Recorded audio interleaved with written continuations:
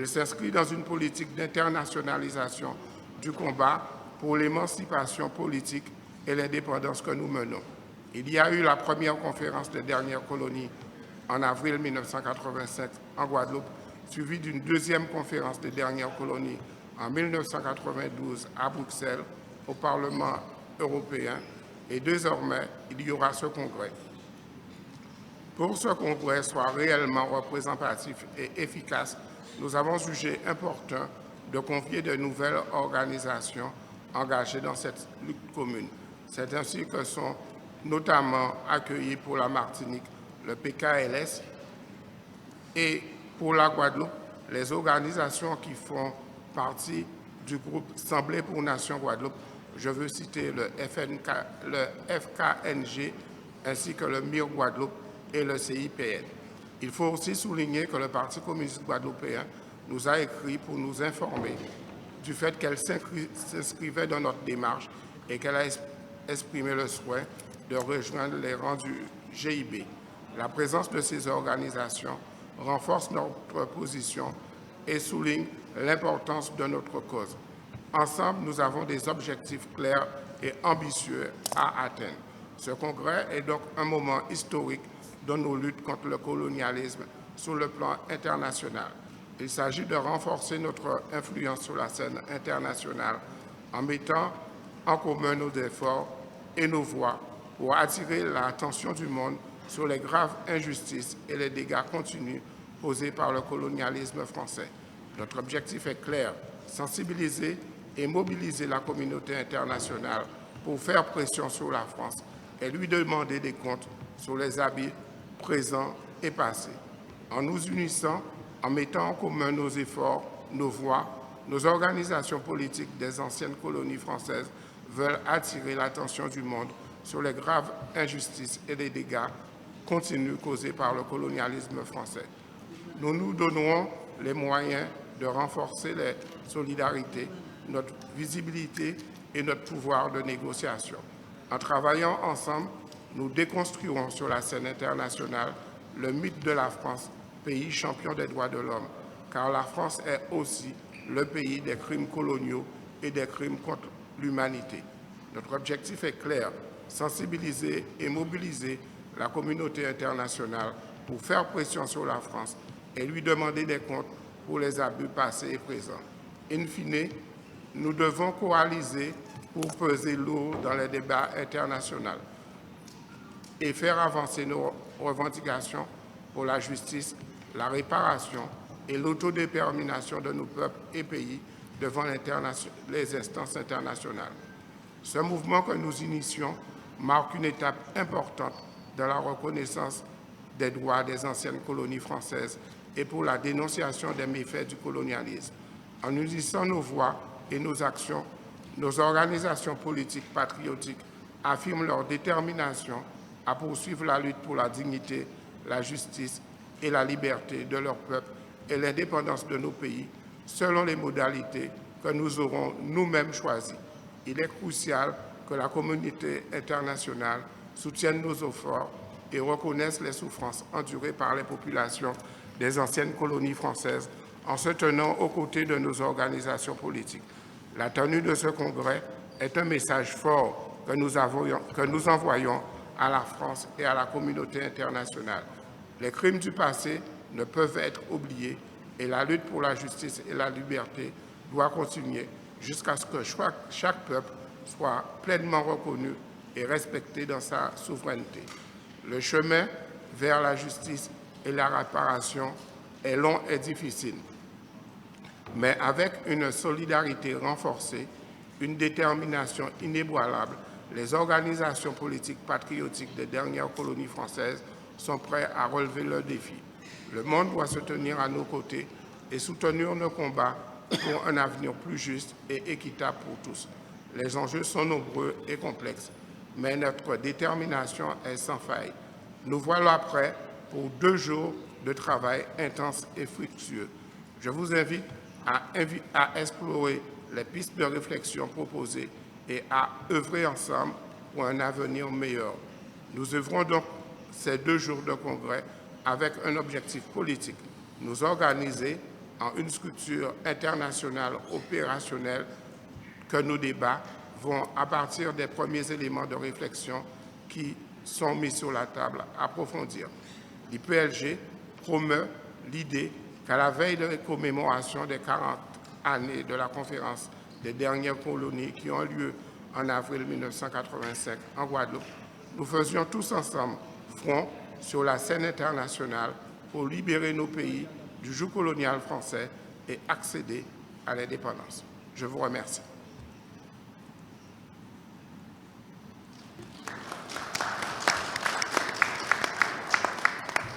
Təşəkkür edirəm, cənab Bitib. İndi isə sözü veririk Kanakinin ədalətli müstəqillik mübarizəsinə çox böyük töhfə vermiş bir şəxsə, Kanakinin Xarici İşlər Naziri cənab Mikael Forrestə. Buyurun, cənab Forrest.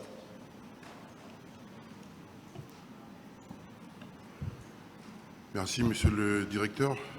En premier lieu, je voudrais saluer le GIB, le gouvernement de l'Azerbaïdjan et l'ensemble des personnes qui nous ont permis d'être présents aujourd'hui. Saluer aussi le travail qui a été réalisé par l'Azerbaïdjan dans le cadre de sa présidence des non-alignés de 2018 à 2024. Et c'est vrai qu'on a su trouver l'opportunité, avec notamment au niveau du FLNKS, comme nous sommes le seul parmi nous aujourd'hui à être aussi membre observateur des non-alignés, de créer les conditions, encore une fois, pour faire vivre le droit des peuples à disposer d'eux-mêmes. Donc concrètement, ça a débouché sur plusieurs conférences où l'ensemble des partis, des mouvements, des groupes politiques ont pu s'investir, s'exprimer, expliquer leur situation sociale, économique, culturelle, politique, mais aussi s'inscrire dans les différentes résolutions pertinentes des Nations Unies relatives aux droits des peuples à disposer d'eux-mêmes.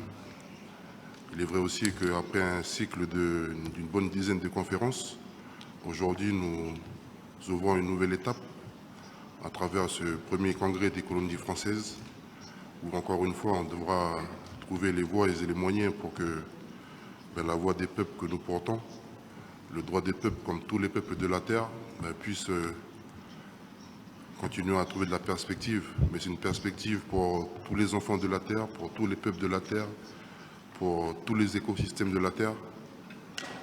C'est vrai aussi que notre puissance administrante, actuellement, elle traverse une difficulté réelle, sincère.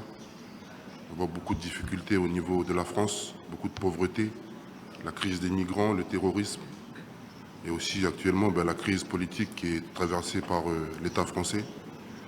Le peuple français, ce n'est pas un peuple ennemi. Simplement, on doit créer les conditions pour que notre droit à l'autodétermination, comme il a été proclamé pour l'ensemble des peuples de la Terre, puisse trouver de la cohérence en termes de perspectives politiques pour l'ensemble de nos peuples, qu'ils viennent des Caraïbes, des Antilles, de la Méditerranée, mais aussi du Pacifique. C'est aussi l'enjeu aujourd'hui de pouvoir continuer à consolider notre plateforme d'échange, de travail, sur la base des intérêts mutuels et bien sûr inscrire notre action politique dans une perspective qui devra trouver une réponse. On appelle tous au très court terme, mais c'est aussi le travail diplomatique que chacun devra continuer à investir sur les différentes régions, les différentes plateformes, avec les États du Caraïbe, avec les États du Pacifique, avec les États du monde. Mais c'est vrai aussi que l'opportunité qui nous a été offerte par le GIB nous a permis quelque part d'atteindre une perspective qu'il faut savoir apprécier, respecter et trouver ensemble, encore une fois, les différentes plateformes à venir pour faire en sorte que, d'une part, notre objectif politique soit toujours réel, soit toujours concret en termes de perspective, mais surtout qui va permettre à notre peuple aussi respectif de s'inscrire dans cette dynamique-là. Donc une dynamique mondiale qui est en reconstruction, avec un nouvel ordre mondial qui est en train de chercher une place. Et je veux aussi encore une fois remercier et saluer l'action de l'Azerbaïdjan qui va d'ailleurs accueillir la prochaine COP prochainement. Donc c'est plusieurs espaces, c'est plusieurs niveaux sur lesquels on doit continuer à s'investir ensemble pour le bien de nos peuples respectifs, mais aussi pour faire en sorte que notre droit inné actif à la pleine souveraineté soit effectif. Voilà quelques mots comme ça pour m'associer encore une fois au gouvernement de l'Azerbaïdjan, mais aussi à l'esprit de cette terre, l'esprit qui est toujours là, à côté de nous, qui est venu aussi des Antilles, des Caraïbes, des Moïnouis et aussi de la Méditerranée, pour faire en sorte que voilà, c'est notre responsabilité, elle sera là pendant 2 jours, de continuer à échanger comme l'ensemble des peuples de la terre. Quelquefois il peut faire beau, quelquefois il peut y avoir des cyclones, des dépressions climatiques, mais l'important c'est que c'est la vérité de chacun dans la perspective politique d'une nouvelle étape qui va s'ouvrir aujourd'hui à travers ce premier congrès des colonies françaises. Voilà quelques mots pour m'associer au directeur pour ouvrir ce congrès et remercier l'ensemble des participants d'avoir pu être présents. Et aussi, encore une fois, saluer l'action du GIB et du directeur général pour nous accompagner dans cette nouvelle séquence. Je vous remercie, Oleti.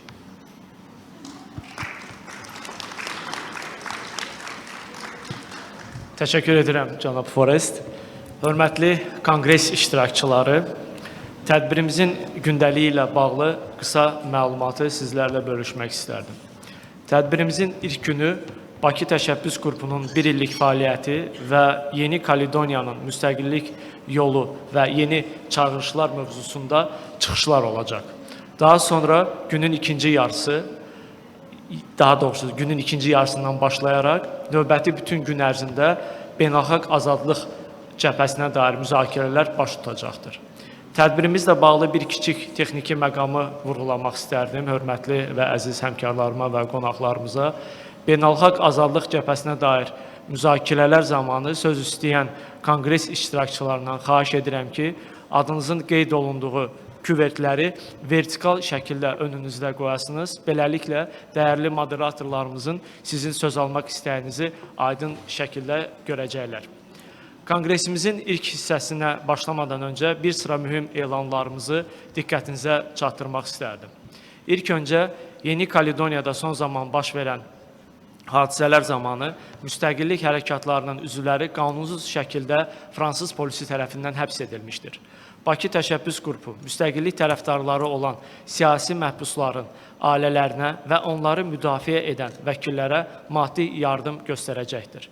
Bildirmək istərdim ki, burada olan digər müstəqillik hərəkatlarının da bəzi üzvləri belə bir təşəbbüsdə bulunmuşdur. Digər bir elanımız ilə bağlı böyük məmnuniyyət hissi ilə bildirmək istərdim ki, Bakı Təşəbbüs Qrupu bu ildən başlayaraq ölkələrinizdə yaşayan gənclərə Azərbaycan ali təhsil müəssisələrində təhsil alma bilmələri üçün təqaüdlər təqdim etməyə başlayacaqlar. Bununla bağlı vaxtınızı çoxalmamaq üçün önünüzdə olan flyerlərdə Azərbaycan ali təhsil müəssisələrində əcnəbi vətəndaşlar üçün qəbul prosesi geniş izah edilmişdir. Bakı Təşəbbüs Qrupu tərəfindən təqaüdlərin verilməsi ilə bağlı suallarınızı təşkilatımızın əməkdaşlarına ünvanlaya bilərsiniz. Sonuncu elanımız bu il ölkəmizdə keçiriləcək dünyanın ən mötəbər tədbirlərindən biri olan COP29 ilə bağlıdır. Bildiyiniz kimi təşkilatımız COP29 çərçivəsində regionlarınıza həsr ediləcək tədbirin keçirilməsi ilə bağlı danışıqları davam edirdi. Artıq Bakı Təşəbbüs Qrupunun noyabr ayında COP29 çərçivəsində tədbirinin keçirilməsi öz təsdiqini tapmışdır. Tədbir sərgi formatında da baş tutacaqdır. Ona görə də kolonializm tarixini və çağdaş nəticələrini əks etdirən sərgi keçirməyi planlaşdırırıq. Xahiş edirik, ölkələrinizdə müstəmləkəçilik siyasətinin ətraf mühitə verdiyi fəsadlara aid yüksək keyfiyyətli olan şəkilləri təşkilatımıza təqdim edəsiniz. Dəyərli həmkarlarım və qonaqlarımız, COP29-da keçiriləcək tədbirlərimiz ilə bağlı daha ətraflı məlumatları mərhələli şəkildə Bakı Təşəbbüs Qrupu tərəfindən sizlərə təqdim edəcəyik.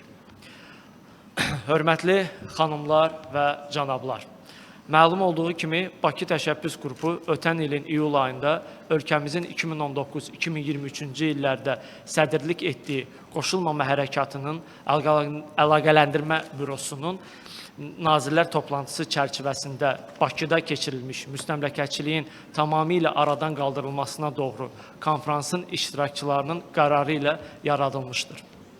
Həqiqətən mənim üçün çox xoş hissdir ki, Çünki sözü gedən konferans iştirakçılarının əksəriyyəti bugün kongresimizin iştirakçılarıdır.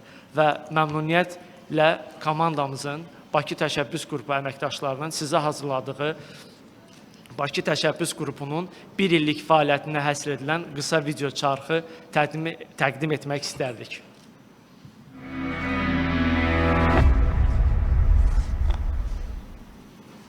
Neokolonyalizmi hələ də davam etdirən ölkələrdən biri Fransadır. Fransanın Avropadan kənarda idarə etdiyi ərazilər Fransız müstəmləkə imperiyasının iyrənc qalıqlarıdır.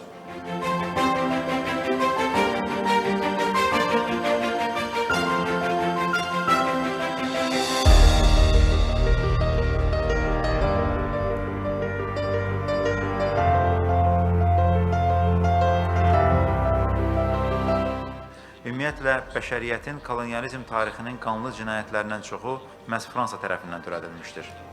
Afrika, Cənub-Şərqi Asiya, Sakit Okean, Latin Amerikasında onlarla ölkəni işğal edən, sərvətlərini talan edən, xalqlarını uzun illər əsarətdə saxlayan Fransa həmin ərazilərdə hərbi və bəşəriyyət əleyhinə çoxsaylı cinayətlər törətmişdir.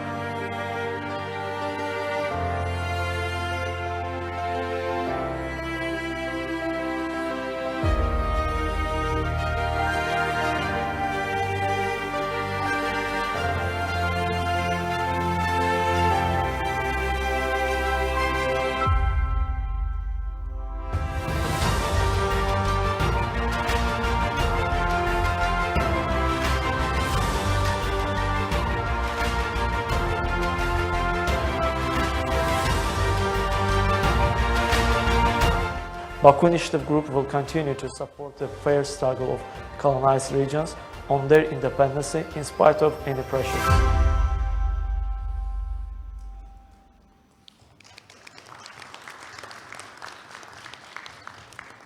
Hörmətli konqres iştirakçıları, hörmətli Bakı Təşəbbüs Qrupu üzvləri.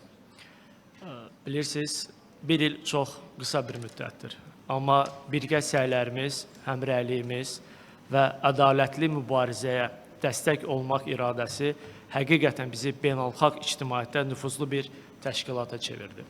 Təşkilatımız müstəmləkəçilikdən əziyyət çəkən ərazilərin ədalətli müstəqillik mübarizələrinə beynəlxalq hüquq çətiri altında dəstək verərək son 11 ayda 11 beynəlxalq tədbir keçirmişdir.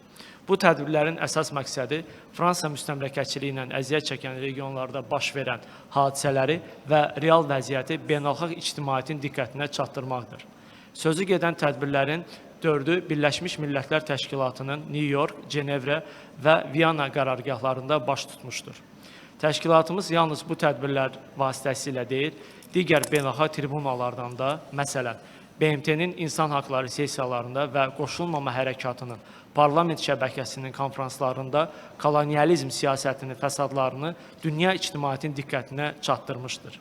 Bəli, biz artıq 2023-cü ilin sonunda həmrəy səylərimiz nəticəsində Fransa müstəmləkəçilik siyasətinin fəsadlarını və ədalətsizliyini beynəlxalq ictimaiyyətin diqqətinə uğurla çatdırmışdır. Bakı Təşəbbüs Qrupu 2024-cü ildə də bu istiqamətdə işləri fəal şəkildə və uğurla davam etdirir. Bakı Təşəbbüs Qrupu yalnız dünya ictimaiyyətinin diqqətinə koloniyalardakı cari vəziyyəti çatdırmaq ilə kifayətlənməmişdir. Təşkilatımız və regionlarınızdakı müstəqillik hərəkatları, siyasi partiyalar ilə əməkdaşlıq qurmağa başlamış, fəaliyyət istiqamətlərini yalnız siyasi müstəvidə deyil, həmçinin təhsil, səhiyyə və ətraf mühit istiqamətlərində də əməkdaşlığa ilkin addımları atmışdır.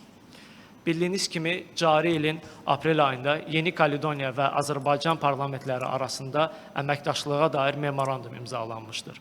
Daha sonra may ayında isə Viyanadakı konferansımız zamanı Bakı Təşəbbüs Qrupu və Fransız Polineziyasının müstəqilliyi uğrunda mübarizə aparan siyasi partiyası Tavini Urarti arasında memorandum imzalanmışdır. Təşkilatımızın həyata keçirdiyi uğurlu fəaliyyətin müsbət nəticələri göz qabağındadır. Düşünürəm ki, Bakı Təşəbbüs Qrupu olaraq dekolonizasiya prosesinə qısa zamanda öz töhfələrimizi verməyə başlamışıq. Təşkilatımız sizin ədalətli, müstəqillik mübarizələrinizə göstərdiyi dəstəyi heç bir təzyiqlərə baxmayaraq davam etdirəcəkdir. İndi isə sözü dəyərli həmkarım cənab Forrestə vermək istərdim.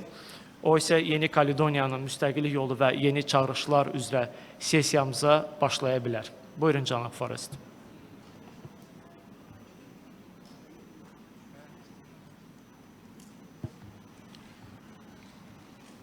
Merci, monsieur le directeur. Merci encore au Koumtsev de Bakou de nous accueillir aujourd'hui et de nous donner l'opportunité à nous, Kanaki Nouvelle-Calédonie, pour faire un point d'étape sur la situation particulière, très difficile politiquement que nous traversons actuellement.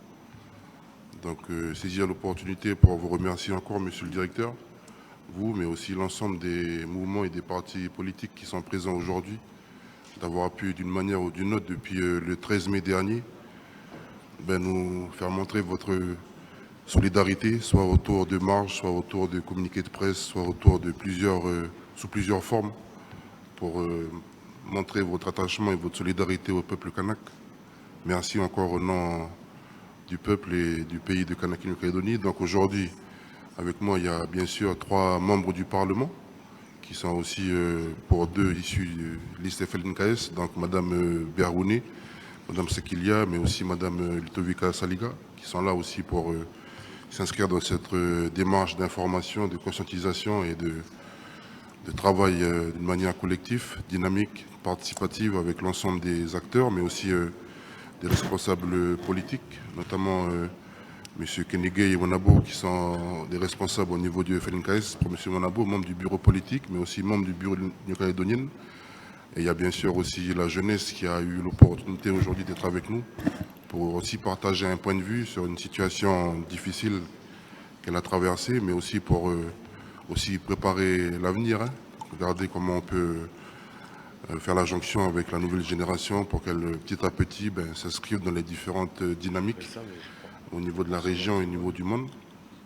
Donc remercier aussi sur la base de la dernière vidéo toute l'action que nous avons pu entreprendre avec vous, monsieur le directeur général, que ce soit sur les différents espaces des Nations Unies, mais aussi avec la signature d'un MOU avec notre Parlement. Donc c'est aussi pour ça qu'il y a les 3 élus du Parlement qui sont avec nous ce matin. Donc concrètement, comme je disais en introduction, la situation politique actuelle de la France nous emmène un peu plus dans le flou, parce que l'absence de majorité, l'absence de gouvernement, on ne sait pas où on va.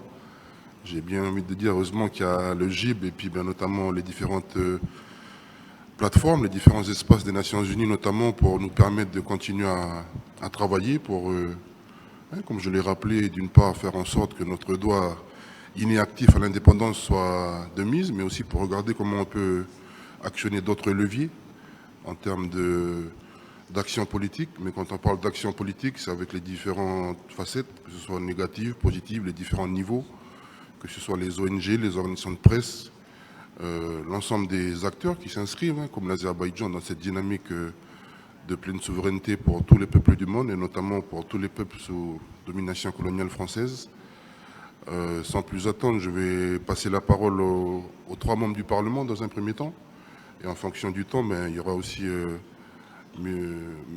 Wanabo, M. Kenegay, mais aussi Mlle Kenegay qui pourront aussi exprimer un point de vue sur une situation qu'on a vécue, aussi bien d'un point de vue politique qu'un point de vue social, les différentes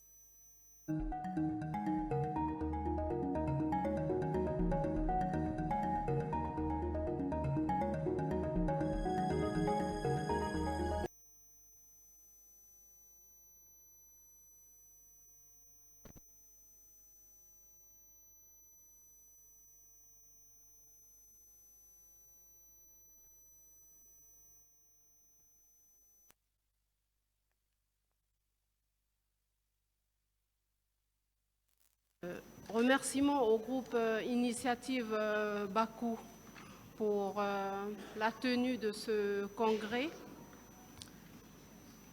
En premier lieu, je vais d'abord me présenter. Je suis Madame Kaloy Berouné,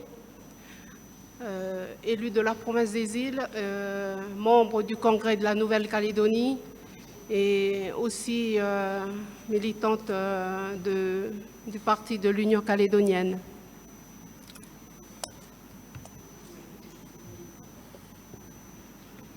Depuis le 13 mai dernier,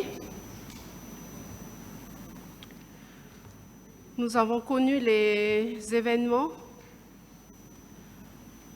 et nous sommes ici aussi pour dénoncer fermement les violences policières continues et systématiques exercées sur la population kanak, en particulier ceux résidant à Nouméa et sur la Grande Terre. Ces actes de violence, de harcèlement et de menaces sont inacceptables et intolérables. Nous condamnons avec la plus grande fermeté l'impunité dont bénéficient les forces de l'ordre et leur complicité avec des milices racistes.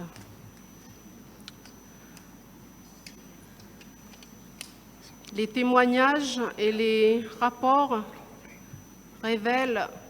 ont révélé et révèlent une réalité où les jeunes Kanaks sont délibérément pris pour cible, attaqués et laissés sans secours. Loin de se limiter à des cas isolés, ces actions violentes s'inscrivent dans un schéma systématique de répression et d'intimidation contre la population kanak. Donc la situation actuelle, marquée par des barrages, des incendies, des affrontements, n'est pas uniquement le fruit de tensions récentes, mais bien le résultat d'une accumulation de frustration et d'injustices subies par la communauté kanak. Le couvre-feu et l'état d'urgence instauré ne sont que des réponses superficielles qui ne s'attaquent pas aux racines du problème, l'injustice systémique et la répression constante. Donc, tous ces événements du 13 mai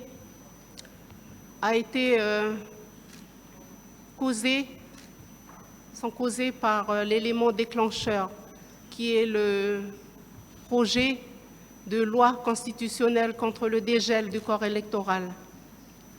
Malgré nos élus indépendantistes se sont déplacés à Paris pour alerter, malgré la proposition de résolution qui a été votée majoritairement au Congrès de la Nouvelle-Calédonie pour ne pas voter ce projet de loi constitutionnelle pour le dégel du corps électoral.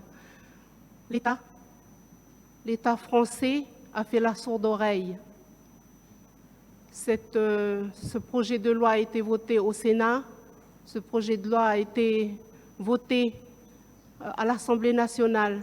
Et je tiens à remercier aussi nos députés ultramarins qui y ont apporté leur force, leur courage à leur niveau, à essayer de faire barrage sur ce projet de loi constitutionnel pour le dégel du corps électoral. L'accord de Nouméa, le dégel du corps électoral est un acquis. L'irréversibilité, ce gel du corps électoral, ce corps électoral a été gelé en 2007. Et ce corps électoral, si on touche à ce corps électoral, c'est toucher à nos droits coutumiers, c'est toucher à notre culture, c'est toucher à nos droits d'autodétermination. Ce dégel du corps électoral touche aussi à la survie d'un peuple, du peuple primitif, du peuple kanak, à nos droits à l'autodétermination. Donc je tiens à remercier nos députés ultramarins, je tiens à remercier ces 153 parlementaires qui ont voté contre ce projet de constitutionnel.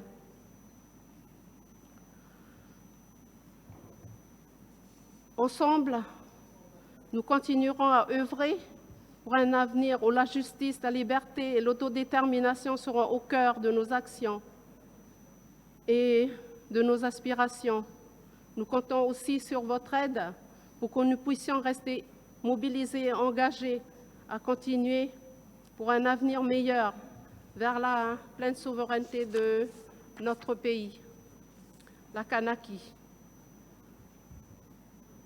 Nous réitérons notre engagement à soutenir et à promouvoir nos valeurs portées par nos représentants indépendantistes au niveau national et international.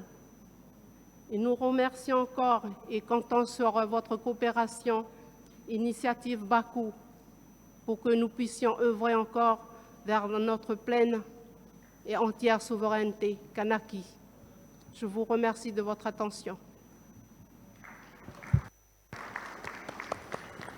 Merci Madame Berouni. Donc, comme elle s'est présentée, Madame Berouni, elle est membre du Congrès de Nouvelle-Calédonie, elle est aussi membre de l'Assemblée de la province des îles. Et donc, elle a déjà aussi participé à plusieurs conférences du GIB. Donc, merci. Je vais passer la parole à Madame Sakilia maintenant, qui est aussi membre du Congrès de Nouvelle-Calédonie. Elle est aussi élue FLNKS de la province sud. Merci.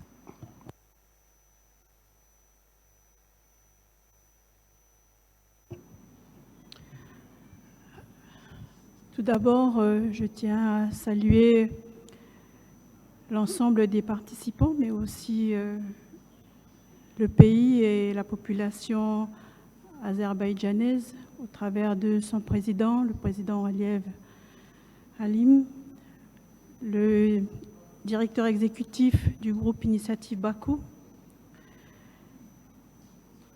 l'ensemble des membres du groupe Initiative Bakou, les deux modérateurs de ce congrès des colonies françaises,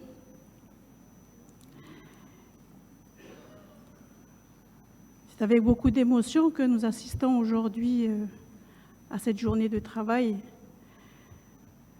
à cette journée de discussion, mais aussi d'échange et de partage d'expériences du cheminement de la Kanaki vers l'accession à la pleine souveraineté. Depuis la nuit du 13 mai, 0 heure, nous connaissons une énième soulèvement du peuple kanak. On peut caractériser ce soulèvement par l'échec du processus de décolonisation des 25 ans d'accord de Nouméa, signé à la suite du pari de l'intelligence en 1988 par notre feu Jean-Marie Tchibaou. Et aujourd'hui, cette opportunité qui nous est donnée par le groupe Initiative Bakou, c'est de faire un état de situation politique du soulèvement que connaît maintenant la Nouvelle-Calédonie depuis le 13 mai 2024. À la suite de ce texte dont ma collègue vous a parlé, le passage en force la proposition de la réforme constitutionnelle de l'article 77 de la Constitution française visant à modifier le corps électoral provincial qui concerne en fait les institutions sui generis de la Nouvelle-Calédonie. C'est au travers de ce texte que l'État, après le soulèvement de nos populations, a déclenché le 17 mai 2024, a déclaré la Nouvelle-Calédonie sous décret en état d'urgence 12 jours. Cet état d'urgence a vu dépêcher les forces spéciales françaises de l'armée française en Nouvelle-Calédonie la nuit du 14 au 15 mai pour faire affronter en fait l'ensemble de la population en mobilisation avec uniquement l'agitation du drapeau que vous connaissez tous, le drapeau du FLNKS, en mesure de résistance face à un gouvernement qui continue de persister dans son positionnement du maintien de la Nouvelle-Calédonie dans le giron français. Au terme de ces mois, nous sommes toujours en résistance. Nous accusons plus de 1500 arrestations, plus de 250 emprisonnements. Nous passons sur l'omerta qu'aujourd'hui la puissance administrante tient sur la communication et les informations données par notre seul établissement hospitalier qui est le Médipôle de Koutio, qui se situe à Dimbéa, dans une commune de l'agglomération. À savoir que le soulèvement a été principalement situé dans l'agglomération que connaît Nouméa, c'est-à-dire en province sud. C'est 4 communes, Nouméa, Dimbéa, Païta et Mandor, qui regroupent plus de 50% de la population, c'est-à-dire 140 000 personnes sur 270 000 habitants.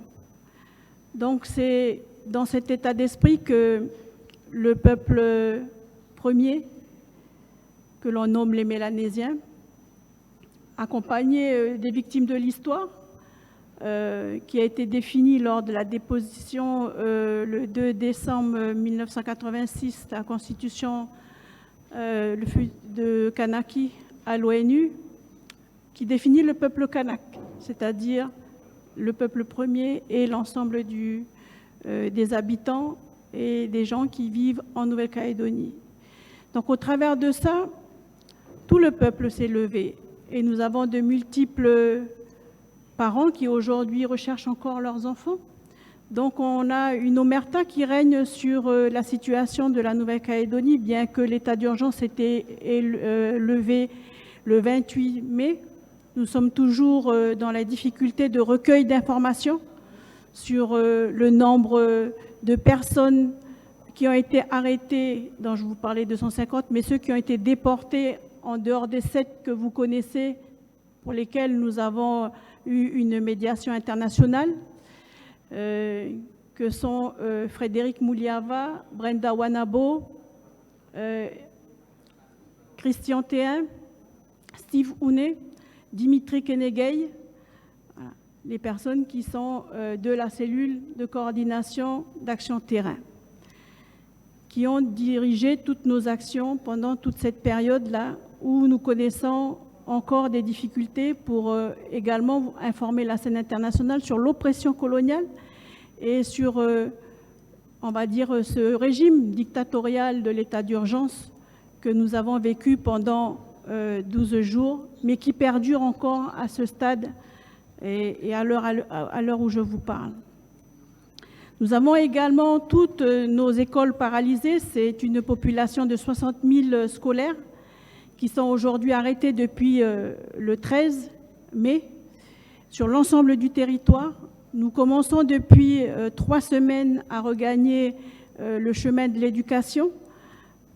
Nous avons eu plusieurs établissements dans l'agglomération des communes dont je vous parlais. Ce chiffre à plus de 1000 institutions, établissements et établissements privés et publics détruits par le feu, par le saccage, par les pillages. Des dispositifs ont été mis en place pour essayer de pallier les 755 entreprises qui ont pu être répertoriées par la mise en place de mesures sociales, de chômage partiel qui a été voté par notre gouvernement. Voilà. Pour accompagner dans un premier temps nos populations qui sont, on va dire, les victimes de ce passage en force, tous ceux qui ont perdu leur emploi, tous ceux qui ont perdu leur maison, tous ceux qui ont perdu leur travail par le fait de ce soulèvement. Nous avons également, en matière de situation, une difficulté à connaître les chiffres qui nous opposent aujourd'hui sur la disposition du soin, les soins médicaux.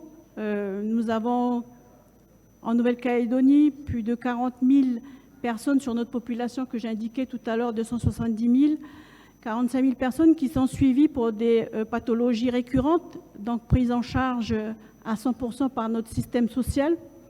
Donc aujourd'hui, nous rencontrons également des difficultés et l'État français, c'est-à-dire la puissance administrante, au travers de la seule province dirigée par les loyalistes, nous accuse, nous, indépendantistes et responsables politiques, des morts causées par la difficulté de nos populations de regagner soit le Médipôle pour prodiguer les soins, ou tout simplement en fait les centres médicaux qui ont été eux détruits dans le cadre de cette période de soulèvement. En matière de vie politique, nous avons des difficultés aujourd'hui. La situation de la Nouvelle-Calédonie était telle que, à l'entrée de cette mandature, qui est la 5e de l'accord de Nouméa, le processus de décolonisation, qui partait de 2019, de mai 2019 à normalement, on aurait dû être en mai de cette année, le renouvellement qui a été reporté en décembre. On a rencontré à la prise du congrès de la Nouvelle-Calédonie par notre président Roch Wamiton, que vous connaissez pour certains d'entre vous, qui a déjà fait plusieurs apparitions ici au niveau du groupe Initiative Bakou, et notamment lors des sommets des pays non alignés. Un déficit budgétaire de plus de 17 milliards à l'entrée en exercice de notre Assemblée à majorité océanienne. Le gouvernement Mapou, qui est aussi indépendantiste, après la chute en février 2021, ce gouvernement a été installé plus de 6 mois après, c'est-à-dire en juillet 2021. A tenté de redresser l'économie de notre pays, en sachant que nous avons une balance commerciale nettement déficitaire, où très peu d'initiatives locales nous permettent en fait d'être autonomes. Le premier budget a été déficitaire en mars 2022. En 2023, avec l'aide de l'État, je passe la période Covid, en 2023, avec l'aide de l'État, nous avons réussi à boucler notre budget qui concerne à la fois le budget propre de la Nouvelle-Calédonie, les établissements qui ont été créés pendant ces 20 années d'accord de Matignon, qui s'élève à 27 aujourd'hui avec un budget de 50 milliards à l'entrée, c'est-à-dire en 2019, qui aujourd'hui se chiffre à plus de 80 milliards avec les différentes aides que nous avons reçues de l'État. Il faut savoir qu'au travers de ces budgets-là, c'est quand même en état de situation pour la Nouvelle-Calédonie un détournement de l'accord de Matignon au travers de la clé de répartition qui permet de répartir encore l'ensemble des deniers que nous recevons dans une province, c'est-à-dire la province sud, celle de laquelle je relève en tant qu'élu indépendantiste, Union calédonienne et FLNKS. La rétrospective, c'est que en mars de cette année, c'était le 3e budget du gouvernement indépendantiste. Je vous souligne que c'est le 2e gouvernement indépendantiste après celui de Jean-Marie Tchibao qui avait été installé en 84.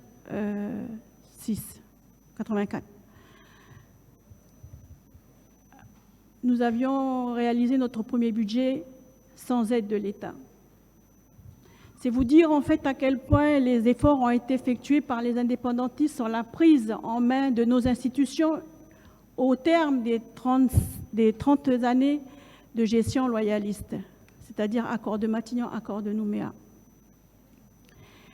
La difficulté a été telle que l'oppression coloniale a fait que les émeutes ont débuté, c'est-à-dire le soulèvement, plutôt, je rectifie, les soulèvements étaient déclarés le 13 et le 14 mai, il était question pour notre gouvernement indépendantiste de présenter au Congrès de la Nouvelle-Calédonie le premier plan de relance économique pour redresser l'économie de la Nouvelle-Calédonie après le déficit qu'on connaît depuis 2019 et qui sont, on va dire, la résultante de la gestion des loyalistes pendant ces 25 années.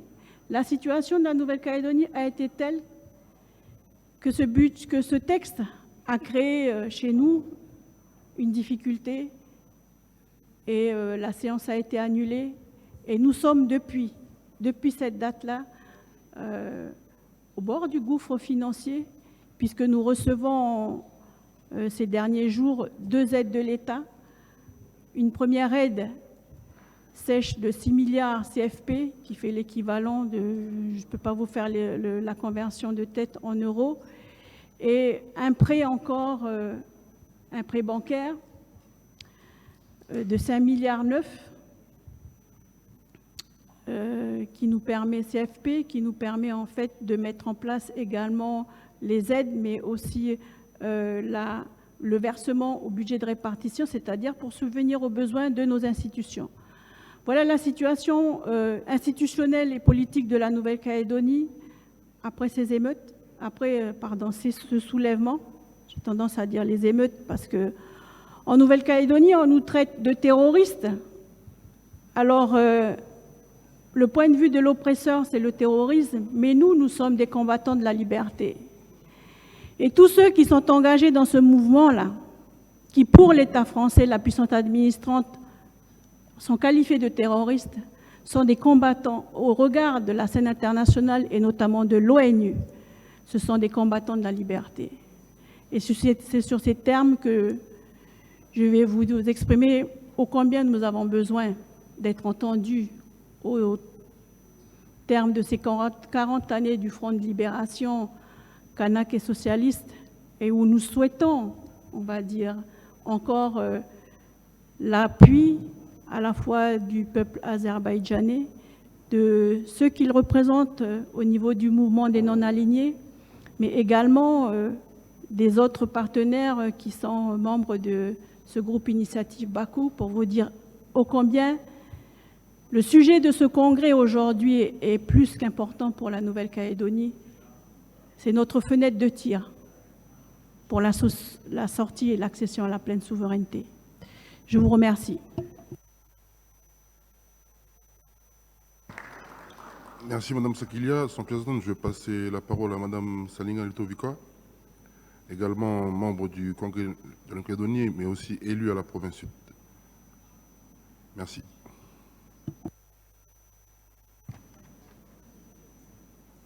Merci. Tout d'abord, je voudrais saluer le président et les membres organisateurs de ce congrès, les élus des pays participants et les médias.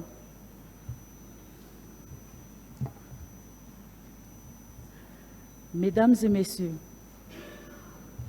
Maria Isabella Salinga Lutovica, élue au Congrès de la Nouvelle-Calédonie et présidente de l'association politique Nouvelle-Calédonie multiculturelle progressiste.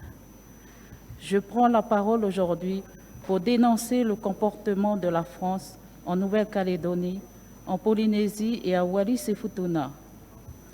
Les agissements de l'État français dans ces territoires sont inacceptables et doivent être exposés devant cette Assemblée internationale. Pour la Nouvelle-Calédonie, depuis le 13 mai 2024, la situation en Nouvelle-Calédonie s'est dégradée en une véritable guerre civile. Ce chaos est le résultat direct de la volonté absolue de l'État français de dégeler le corps électoral, un acte qui contredit un article de la Constitution française censé être irréversible. Le président Macron a décidé de violer cette règle constitutionnelle, ignorant délibérément les démarches démocratiques nécessaires pour amender un tel texte. En agissant ainsi, Macron s'est assis sur toutes les règles de la démocratie, imposant une dictature en Nouvelle-Calédonie. Depuis le 13 mai, nous assistons à un complot de l'État français visant à dégeler le corps électoral pour les élections provinciales de 2024. Ce dégel permettrait aux loyalistes de reconquérir le pouvoir politique en Nouvelle-Calédonie, leur donnant ainsi la possibilité d'accorder à la France toutes les autorisations nécessaires pour exploiter davantage les richesses de notre territoire, que ce soit nos mers, nos terres ou notre espace aérien. Les Kanaks indépendantistes, conscients de cette manœuvre, se sont levés non pas pour provoquer une guerre civile, mais pour se protéger du vol et du détournement des richesses de leur pays. Ce que nous voyons en Nouvelle-Calédonie est un détournement de grande envergure à ciel ouvert et il est impératif de dénoncer cette situation devant tous les pays réunis ici à Bakou. Pour Wallis-et-Futuna, l'attitude de la France en Nouvelle-Calédonie se répète à Wallis-et-Futuna. Derrière un accord particulier, la France a trahi le peuple wallisien et futunien qui a toujours apporté un soutien massif à l'État français. En retour, la France a orchestré une trahison majeure en mettant le territoire de Wallis-et-Futuna sous la responsabilité administrative et politique de la Nouvelle-Calédonie. Sans consulter le peuple d'Ouvert-Mofutuna, ils ont obtenu les signatures de quelques membres de l'Assemblée de Wallis-et-Futuna et de quelques coutumiers, alors qu'une telle démarche exige une consultation avec le peuple. Pour la Polynésie française, en Polynésie, nous nous souvenons des essais nucléaires menés par la France, qui ont contribué à placer ce pays parmi les grandes puissances nucléaires. En remerciement, la France refuse de discuter de la décolonisation. Malgré les demandes de la Polynésie, depuis 2013, la Polynésie est réinscrite sur la liste des pays à décoloniser. Pourtant, Édouard Fritsch et Gaston Floss ont tout fait pour retirer la Polynésie de cette liste en dépit des résolutions de l'ONU qui ordonnent aux pays colonisateurs de rendre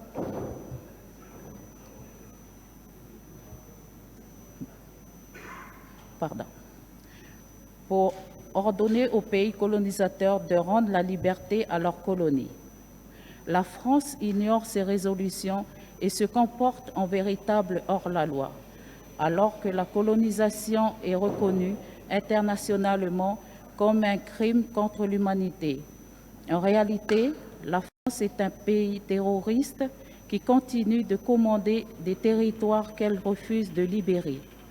Pour conclure, et pour mieux comprendre l'attitude de la France dans nos pays frères, je propose que ces pays nomment une délégation pour venir rencontrer les gouvernements et les associations des pays colonisés.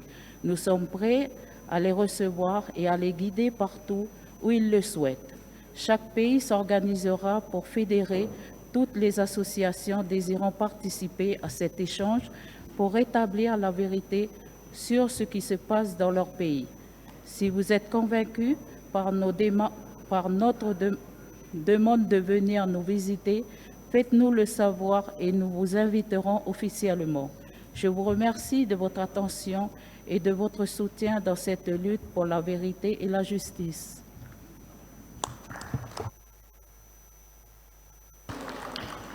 Merci Madame Salinga Tovika. Donc, pour reprendre un peu sur les trois membres du Parlement, donc ils ont repointé d'une part le rôle dans la coloniale de la France dans la situation actuelle, avec beaucoup de difficultés, beaucoup de morts, beaucoup de situations discriminatoires encore qui perdurent, qui sont développées sur différents niveaux, au niveau de la justice civile, au niveau des entreprises, de l'emploi.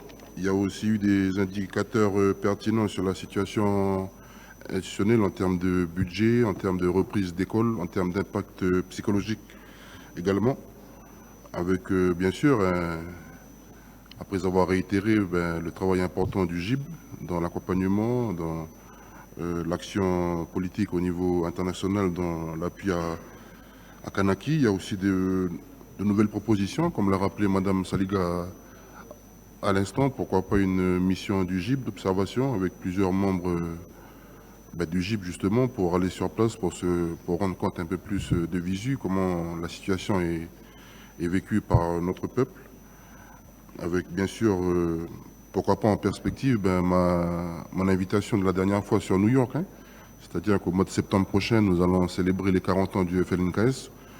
C'est une opportunité aussi sur laquelle on pourrait travailler, mais aussi rappeler quelque part aussi la présence de Madame Ludovica Salinga, comme d'autres dernièrement. C'est aussi notre capacité à nous, le FLNKS, de pouvoir toujours travailler sur la base de nos acquis politiques, notamment par nos anciens. Spécifiquement, c'était les accords de Nainville-les-Roches. J'avais rappelé à New York au mois de juin. Nainville-les-Roches, en 1983, c'est la première fois où la France avait reconnu le droit inné actif des Kanaks à la pleine souveraineté. Mais c'était aussi à ce moment-là que nos anciens ont accepté de partager ce droit-là avec les victimes de l'histoire. Donc ceux qui étaient venus de gré ou de force en Kanaki, que ce soit les bagnards, les déportés d'Algérie, ceux qui sont venus à travers le boom du nickel, etc. Et c'est pour ça qu'aujourd'hui, on arrive après 40 ans avec le pouvoir politique qui a été rappelé par Mme Sakilia, dans la mesure où nous présidons le Congrès, nous présidons le gouvernement, 2 provinces sur 3, 23 communes sur 33. Mais c'est aussi notre capacité toujours à pouvoir rester debout dans la difficulté pour continuer à avancer vers notre objectif politique. Donc ça a été aussi rappelé par les 3 membres du Parlement. On aura l'occasion encore d'ici demain d'échanger en aparté si vous le souhaitez. Elle reste aussi disponible pour l'ensemble de la presse notamment, de manière à pouvoir continuer à avoir un focus particulier, parce que voilà, je le disais aussi en introduction, l'état de la France actuel nous emmène pas de perspectives positives, mais c'est important de toujours prendre ses responsabilités, de continuer à travailler sur les différents niveaux, notamment avec les frères du Pacifique. Je pense notamment aux membres du Tavini Latila, mais aussi vous présentez ce matin aussi la présence de membres fondateurs de la fameuse CCAT que vous avez beaucoup accompagnée dans vos îles, dans vos pays. Donc le comité de coordination des actions de terrain qui a été créé officiellement le 18 novembre 2023, dont les membres fondateurs sont aussi présents ici, c'est M. Wanabo David et M. Charles Kenegay. Donc on a aussi travaillé selon nos us et coutumes.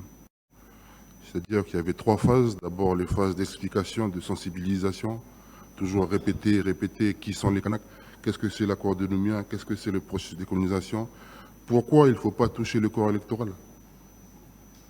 Donc de novembre au mois de janvier, c'était la phase 1 avec plusieurs réunions De janvier à mars, c'était la phase 2 avec une montée en mobilisation active. Et effectivement, depuis le 13 mai, on a fait ce qu'il faut faire pour tous les peuples, j'ai envie de dire, parce que la France, elle nous écoute, mais elle ne nous entend pas, ou elle nous entend, elle ne nous écoute pas. Je ne sais pas comment il faut dire dans la langue de Molière, mais toujours est-il que la situation, elle est toujours très difficile. Remercie encore le GIP pour l'annonce en introduction sur l'aide financière aux familles, aux avocats, aux prisonniers, mais aussi saisir l'opportunité pour remercier aussi l'association Solidarité avec Nation, qui ont aussi été un des premiers à pouvoir dégainer sur un accompagnement auprès des prisonniers. Donc sans plus tarder, je vais laisser la parole à M. Wanabo et M. Kenegay qui vont aussi donner un peu d'éléments un peu pertinents, concrets, sur le travail du comité de coordination des actions de terrain, donc la CCAT, pour laquelle je saisis encore l'opportunité de vous remercier tous, les frères et sœurs de Guyane, de Martinique, de Guadeloupe, de Tahiti, de Corse, et même de La Réunion, de Saint-Martin, d'avoir aussi relayé cet appel des peuples du Pacifique, parce qu'il y a eu beaucoup aussi de manifestations chez nous, à Wallis et Futuna, à Moinui, en Nouvelle-Zélande, en Australie, à Fidji encore cette semaine, des peuples qui marchent pour exprimer leur solidarité envers le peuple kanak. Voilà, je vais laisser la parole d'abord à M. Charles Kenegay, puis peut-être après M. Wanabo pour apporter quelques éléments, parce qu'on n'a plus beaucoup de temps aussi, on arrive bientôt à l'heure de la pause, mais aussi remercier encore les 3 membres du Parlement de la période. Merci. Ok, merci beaucoup. Donc, tout d'abord, je voudrais féliciter du groupe d'initiative de Bakou d'avoir organisé ce congrès des colonies françaises. Ça ne peut que faire du bien à nos colonies. Donc, dire aussi que lorsque on prononce le mot Bakou en Nouvelle-Calédonie, vous êtes mal vu en Nouvelle-Calédonie. Donc, nous, on continuera toujours à travailler avec vous parce que c'est important. Tout à l'heure, les 3 élus ont parlé de l'insurrection depuis le 13 mai. Moi, je vais dire que ça a commencé bien avant. Vous savez, on a mis en place la CCAT le 18 novembre 2023 à Thio. Et à partir de ce moment-là, on a fait que continuer à alerter l'État. Alerter l'État sur les possibles problématiques demain, au cas où il passe le dégel du corps électoral. Donc, on a continué avec des manifestations. On a créé des rapports de force, des manifestations. On a commencé à 5 000, à 15 000, à 30 000 et jusqu'à 80 000. Mais l'État est toujours resté sourd à nos revendications. Et est arrivé le 12 mai, où il y a les élus disaient tout à l'heure, il y a une résolution qui a été votée au Congrès, où le Congrès de la Nouvelle-Calédonie, c'est la grande case. C'est la grande case du peuple kanak, du peuple océanien en Nouvelle-Calédonie. Et il y a eu des votes, mais 23, 28, et ils n'ont jamais tenu compte. Les députés sortants de l'époque n'ont jamais tenu compte. Aussi bien que les ministres de l'Outre-mer puis de l'Intérieur, M. Darmanin. Ils n'ont jamais tenu compte de tout ça. Donc, vous savez, arrivé le jour, le 12, et le 13, le lendemain matin, et tout ça a basculé. Mais pour vous dire que ce n'est pas faute d'avoir dit, nous, on a toujours prévenu. On a toujours prévenu l'État. La CCAT a toujours prévenu l'État. On est là pour organiser des mobilisations pacifiques. Et ça n'a jamais été écouté entendu par l'État. Donc, est arrivé le 13, où les jeunes se sont soulevés. Et jusqu'au jour d'aujourd'hui, vous voyez un peu l'ampleur des dégâts qu'il y a eu en Nouvelle-Calédonie. Et pour vous dire que c'est grave, c'est grave. Mais il fallait, je pense, en arriver là. Il fallait en arriver là. Parce que, en restant sourd aux appels des Kanaks, on est arrivé là. Donc pour vous dire que c'est difficile, c'est difficile. Il y a eu des morts, il y a eu des jeunes qui sont morts.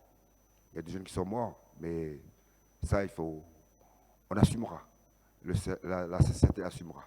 Aussi bien les prisonniers qui ont été enfermés, on assumera, nous, la société nationale. Voilà, je vais laisser la parole à monsieur le commissaire général, à Mika, pour remercier Mika d'avoir donné la parole. Merci beaucoup. Hörmətli cənab Genege, ilk öncə çıxışınız üçün minnətdarlığımı bildirirəm. Həmkarınıza sözü vermədən öncə cənab Vanaboya kiçik bir şərh bildirmək istərdim. Düzgün vurğuladınız, sizin regionlarda, ərazilərdə Fransız hökuməti tərəfindən Bakı haqqında və ölkəmiz haqqında müəyyən, həqiqəti əks etdirməyən məlumatlar sizin diqqətinizə çatdırılır. Amma dəfələrlə buradakı müstəqillik tərəfdarlarının, belə desək, fikir mübadiləsi zamanı və onlarla apardığımız danışıqlar zamanı onlar tamamilə başqa bir reallığı gördüklərini dəfələrlə vurğulamışlar. Mən bunu çox qısaca bir məqamla müqayisə etmək istərdim ki, necə ki, Bakı təşəbbüs qrupundan öncə dünya ictimaiyyətində Fransız müstəmləkəçiliyi siyasətinin fəsadları bu dərəcədə bilinmirdi. Necə ki, bu həqiqətlər gizlənilirdi, eləcə də Fransız hökuməti tərəfindən müəyyən dərəcədə həqiqəti əks etdirməyən və ümumiyyətcə Azərbaycana xas olmayan məlumatları sizlərə təqdim etməkləri normaldır. Amma mən hər bir halda müstəqillik tərəfdarlarının artıq ölkəmizin beynəlxalq hüquqa necə yanaşdığını və beynəlxalq hüquq çətiri altında fəaliyyətini necə tənzimlədiyini və beynəlxalq hüquqa, norm, prinsiplərinə necə hörmətlə yanaşaraq beynəlxalq təşkilatlara sədrlik etdiyini, üzvlük etdiyini bir daha diqqətinizə çatdırmaq istərdim. Təşəkkür edirəm. Merci, monsieur le directeur. C'est vrai que je pense que c'est comme l'ensemble des représentants qui sont parmi nous ce matin. Sur Nouméa, régulièrement, encore cette semaine, les pro-français pointent la place de l'Azerbaïdjan à nos côtés. Donc on pourrait faire un débat encore pendant plusieurs journées. Nous simplement rappeler encore une fois que par rapport à l'opportunité des non-alignés, on avait eu aussi plusieurs relations étroites avec le colonel Muammar Kadhafi entre 1984 et 1988. Voilà, c'était une autre époque, une autre opportunité, on a toujours été pointé. Mais ce qu'il faut retenir, l'important, comme vous l'avez rappelé, c'est le respect des droits des peuples à disposer d'eux-mêmes. Le respect des peuples à l'autodétermination, de tous les peuples de la Terre. Et à partir de là, selon les intérêts de chaque parti et les opportunités surtout. Il faut savoir les saisir, il faut savoir les entretenir, il faut savoir les développer. Et encore une fois, l'état actuel du monde, elle est ce qu'elle est aujourd'hui, avec un nouvel ordre mondial qui se dessine. C'est vrai que pour nous, les gens du Pacifique, c'est particulier parce qu'on sait très bien que les prochaines 50 années, la guerre géopolitique va se déplacer chez nous. On a vu toutes les difficultés en Afrique, au Moyen-Orient, dans les Caraïbes, etc. Et c'est aussi important, à travers ce type d'espace, de plateforme, de toujours promouvoir le droit des peuples à disposer d'eux-mêmes et bien sûr à promouvoir l'achat des Nations Unies pour la paix dans le monde. Après, c'est vrai qu'il y a d'autres répercussions nécessairement, mais voilà, quelques mots comme ça pour remercier encore les observations du directeur et puis je vais laisser la parole à M. Wanabo, mais M. Wanabo, comme M. Kenege, ils ont leurs enfants qui ont été déportés, hein, comme peut-être on ne peut pas le dire comme ça, mais c'est un petit peu particulier en termes de vécu humain, avec bien sûr les enfants aussi qui sont là, qui ont leurs parents qui sont dans les prisons en France. Donc comme l'ont pointé les 3 parlementaires, c'est aussi un travail qu'on fait avec les avocats. Un exemple simple, c'est qu'ils ont été transportés en avion militaire. Pendant 30 heures, ils étaient menottés.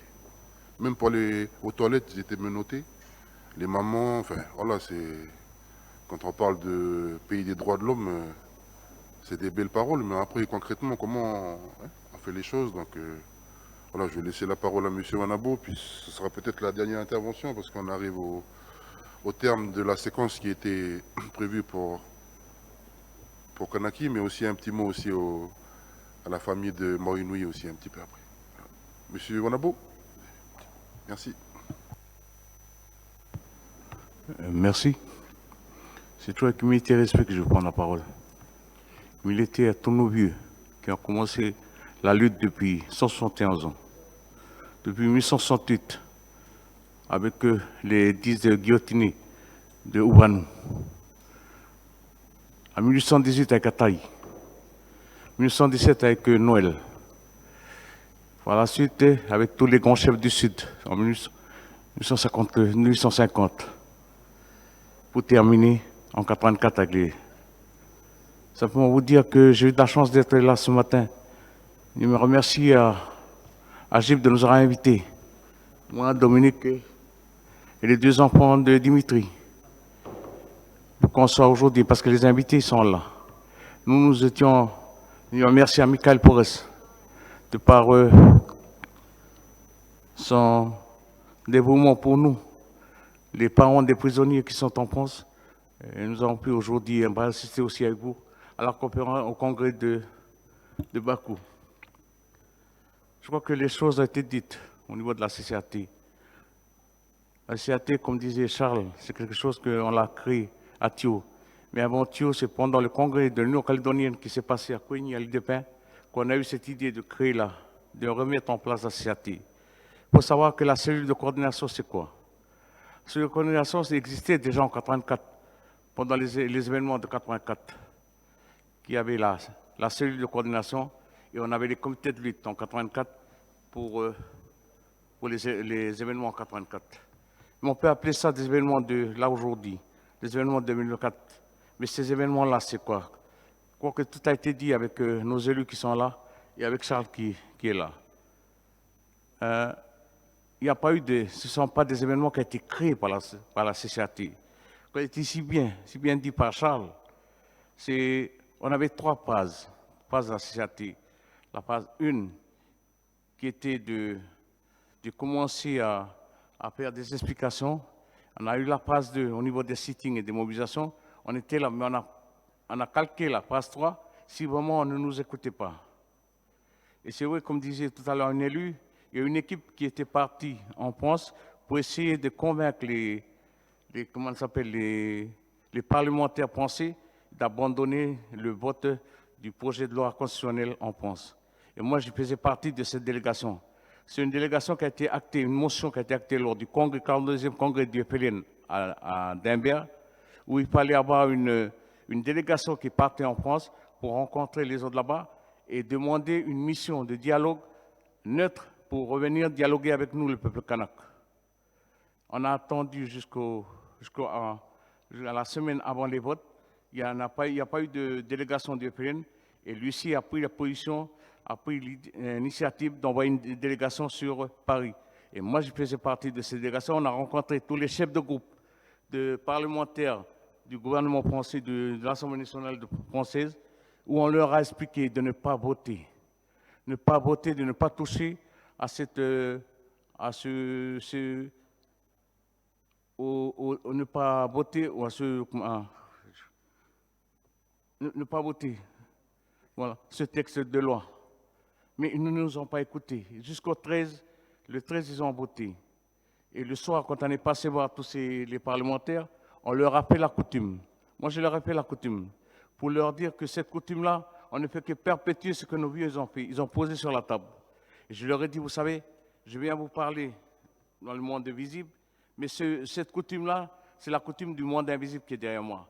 Et je crois que vous tous, là, autour de cette table, vous croyez à ce monde invisible, parce que nous, en Kanaki, on croit le monde visible et le monde invisible.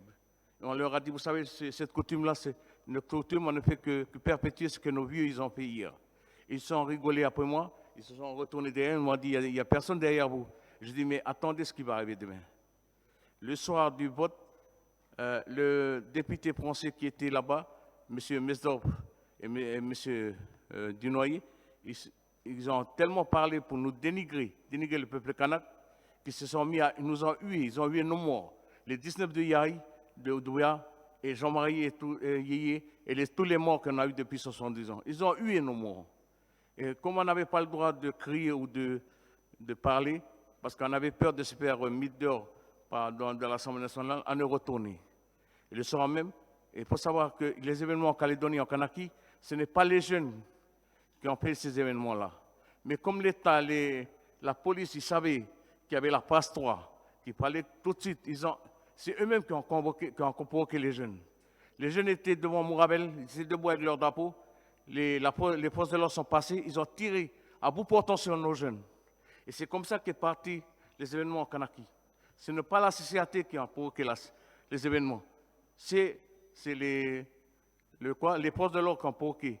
Parce qu'il fallait provoquer ces événements-là pour nous amener sur la table de négociation, qu'on appelle ça un accord global.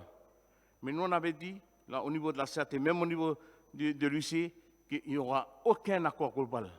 Le seul accord qu'on signera avec l'État français, ce sera un accord Kanaki, un accord pays. Voilà, simplement pour remettre à paix. Et après, il est vrai qu'on a attrapé Christantin. Christantin, c'était le responsable de la CAT avec les autres. On les a attrapés, ils sont passés au jugement. Au jugement, ils ont été déportés. Vous savez, la déportation, ce n'est pas la première fois qu'on déporte les gens. On a eu nos grands chefs aussi qui ont été déportés.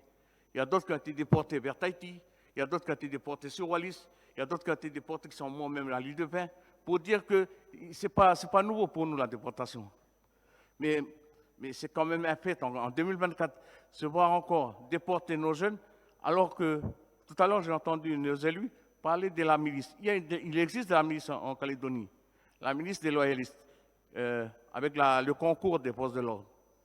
Il y a eu des jeunes qui ont été assassinés, avec la complicité de nos élus loyalistes et de comment on appelle, et de la milice là-bas. Quand un soir, je ne sais pas si vous avez dû entendre, on a tapé un policier parce le fait d'être kanak, d'avoir sa carte policier. On lui a demandé de décliner son identité. Il a donné son identité, mais il a présenté sa carte de policier aussi. Mais ils n'ont pas voulu croire qu'il y a un kanak qui est policier de la France. Ils ont fait quoi? Ils l'ont astiqué. Mais en se sauvant, parce que le policier, le frère kanak, il a appelé de renfort avec ses collègues.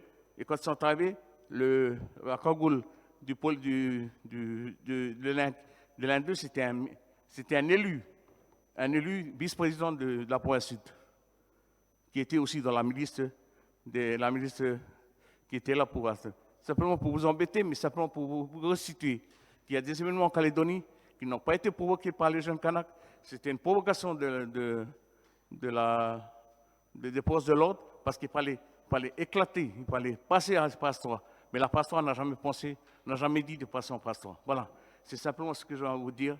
Et aujourd'hui, comme disait Michael, il y a deux sont ressortis, les deux femmes, ils sont ressortis non pas parce qu'ils sont des mères de famille, non. Loin de là. Il est vrai qu'ils ont été maltraités quand ils ont amené en France, comment on appelle, menottés et tout, même pour manger dans l'avion. Il fallait les menotter pour arriver jusqu'en France, mais ils vont se sauver par où? Ils étaient à combien de hauteur quand ils sont partis? Mais ils ont été menottés jusqu'en France.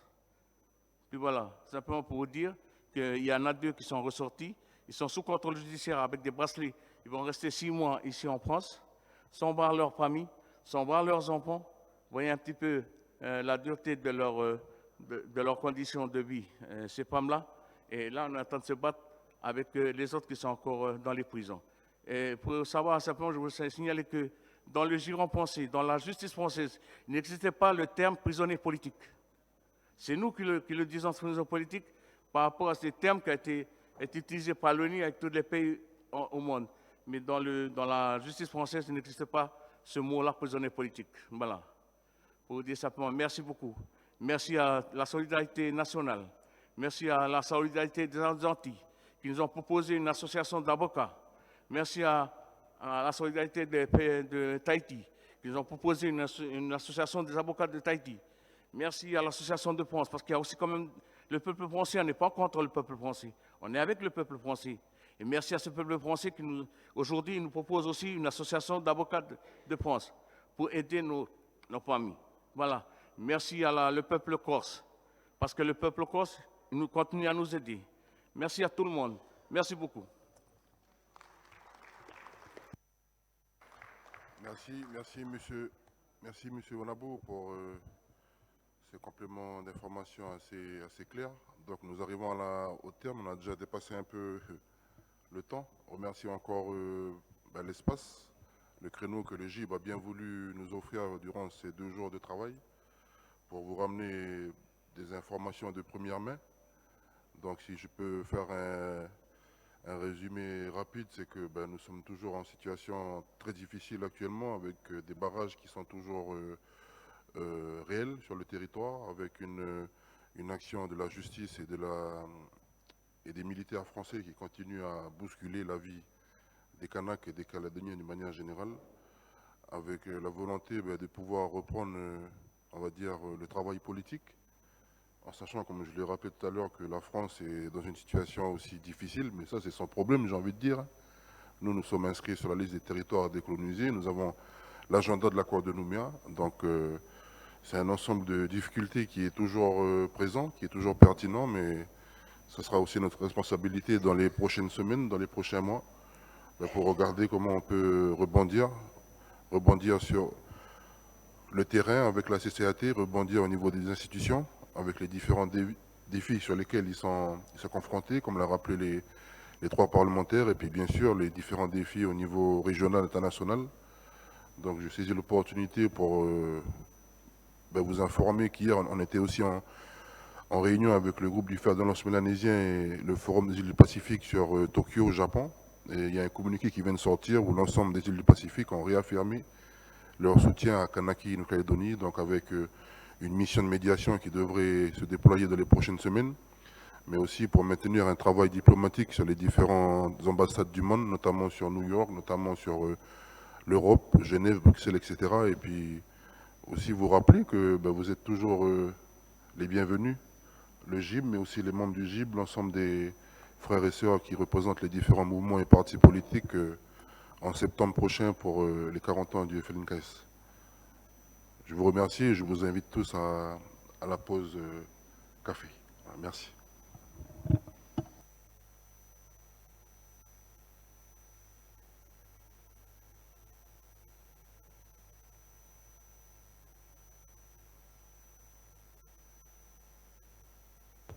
Alors la pause, elle dure jusqu'à 11h30, 11h40, comme on a pris un petit peu de retard. Donc un petit quart d'heure pour boire un petit café, puis on revient. Voilà, merci.